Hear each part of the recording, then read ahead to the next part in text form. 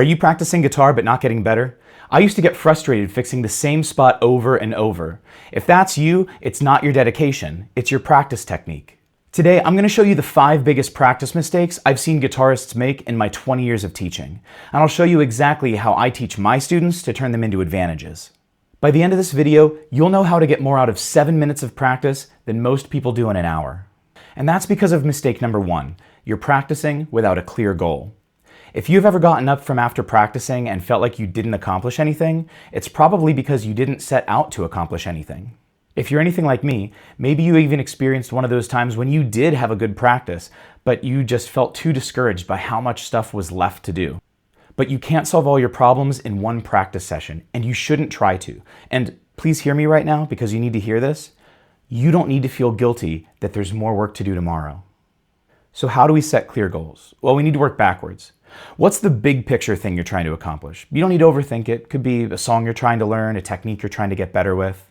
And what's the one next step, one small achievable piece that would give you the most progress? Keep it simple. Is it teaching your hand a new chord, playing a hard passage slower, writing down your exact fingering? Because that's all achievable in one practice. Now you can sit down to play, know exactly what to play, and feel accomplished when you get up. And you can ask yourself this key question. Did I do what I set out to do? Take this action to get started. Comment down below, what's your one next step? I'll respond to every comment. And if you don't know yet, write plan, and I'll know that you're thinking about it. But even when you know what to play, you still might find that you just can't do it. And that's because of mistake number 2. You're performing, not practicing. What sport do you follow? Whatever it is, I guarantee your favorite team doesn't just play full games. They practice passing drills, shots on goal, exercises to control the ball. They isolate the little things so they're ready when they show up in the big thing. The same thing should be true when playing guitar. If you play through a whole song, even just a section of a song, you're not practicing, you're performing. You need to find your version of those passing drills.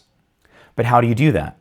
Well, pick one spot you want to work on and play that from start to finish. Hang on, I know I just told you not to do that, but we're going to do it once at the beginning for a very specific reason. You're going to listen for the one biggest problem spot, the one part that gave you the most trouble, and that's the spot that we're going to drill.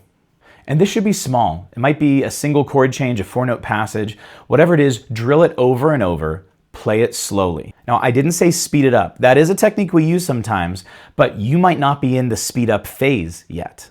We play slowly at first, so your hand can get used to holding the shape and making the move that it needs. My daughters are studying dance. If I tried to copy the routine, I could maybe learn the moves, but I wouldn't look graceful. Why? I'm strong enough. I can memorize directions, but my body isn't used to the posture. And, let's be honest, I don't have the cute factor. You need to first train the basic position or motion into your hand, then put it into a slightly bigger context. That means if you were working on a 4-note passage, maybe now try 6 or 7. If you were doing one measure, maybe now try 2. Then after that, now it's time to speed it up or put it into the larger context of the whole phrase.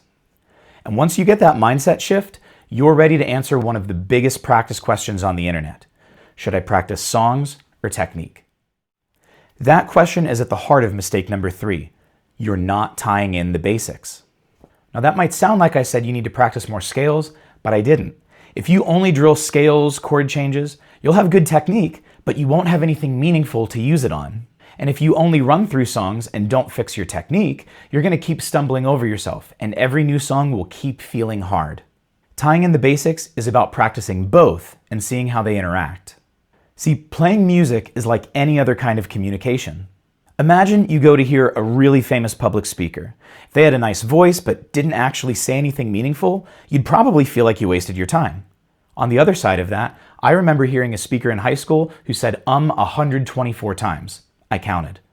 I don't remember what the speech was about because the ums were too distracting. But that's how songs and technique work in music. The structure of a song gives you something meaningful to say, and developing your technique helps you to say it clearly. And by the way, did you see the other really important thing here?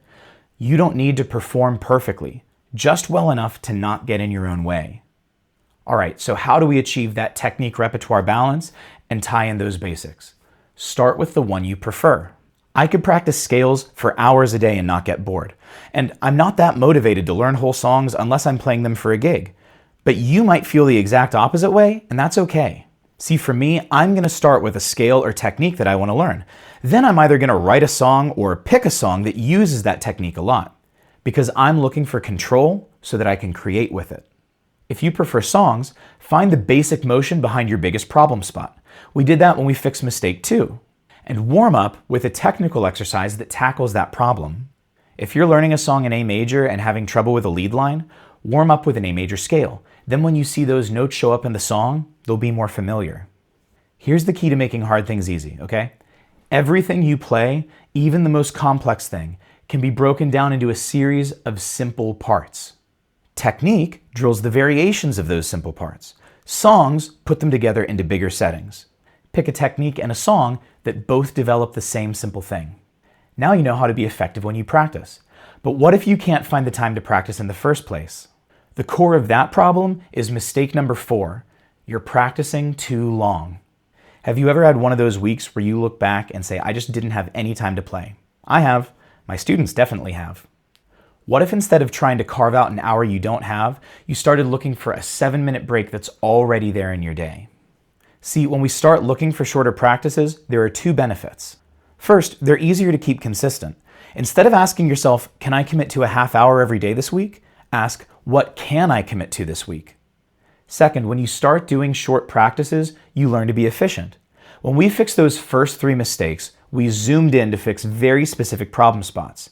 Could you make progress on one of those spots in a couple minutes? Probably.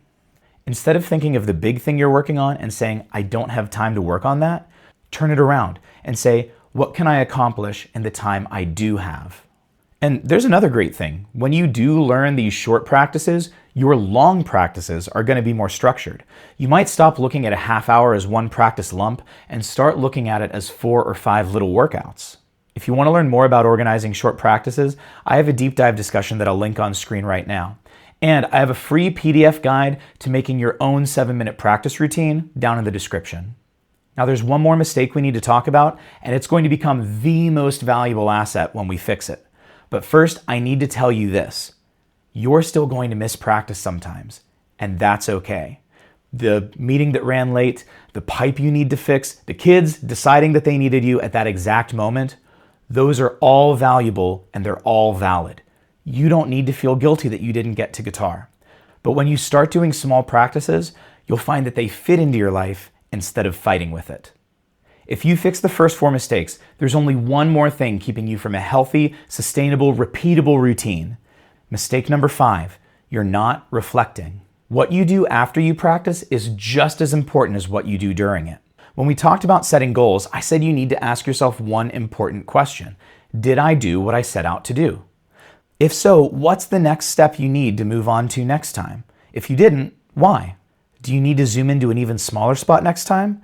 Or did everything go okay, but you just need more time? Either way, do you see how we're creating a loop? We're determining what went well and what didn't, and we're starting to plan the agenda for the next practice.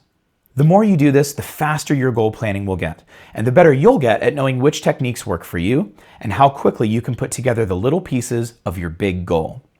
But there's another kind of reflection that matters a lot for avoiding burnout. I'm linking a really short video on screen that talks about that. And if you've made it this far into the video, you're probably serious about your playing, ready to level up your practicing. Would you comment serious below so I know who you are? But serious players are the ones who most need to hear this. Reflect on a moment of joy from your practice. Practicing can be hard. Drilling problem spots is exhausting. But taking a moment to find something that you enjoyed can be the difference between burning out and looking forward to tomorrow. If you fix these 5 mistakes, you're not only going to see crazy progress, you're going to have a repeatable system that you can rely on. But what good is a routine if you don't have anything to work on? So watch this video next to put it all into practice.